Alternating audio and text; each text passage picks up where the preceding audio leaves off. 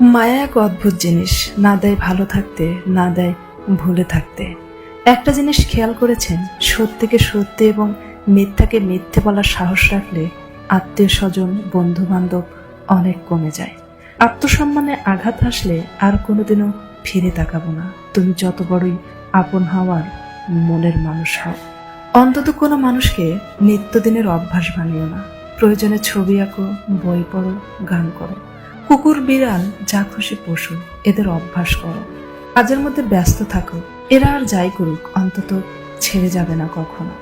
এক সমুদ্র অবহেলা আর একাকার যন্ত্রণা বহনের পরও যাকে ভুলে থাকা যায় না, সেই অনুভবের অস্তিত্বের নামে হয়তো ভালোবাসা।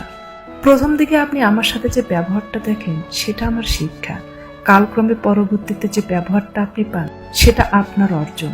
মানুষ কিন্তু মানুষের পিছনে ঘুরে না, মানুষ ঘুরে তার অবস্থানের পিছনে। মানুষ কিন্তু মানুষকে পাত্তা দেয় না, মানুষ পাত্তা দেয় মানুষের অবস্থান ও পদমর্যাদাকে। সম্পর্ক যদি ভাবনার সাথে মিশে যায়, তাহলে তা ভাঙা মুশকিল। আর যদি স্বার্থের সাথে মিশে যায়, তাহলে তা টিকানো মুশকিল। যার উপর মায়া পড়েছে, তার সঙ্গে শুধু কথা বলতে ইচ্ছে করে।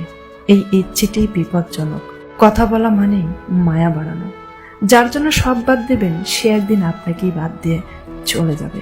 সন্তানকে ততটা শিক্ষায় শিক্ষিত করুন, যাতে আপনার অসুস্থ অবস্থায় সে ডাক্তার নিয়ে আসে, উকিল নয়।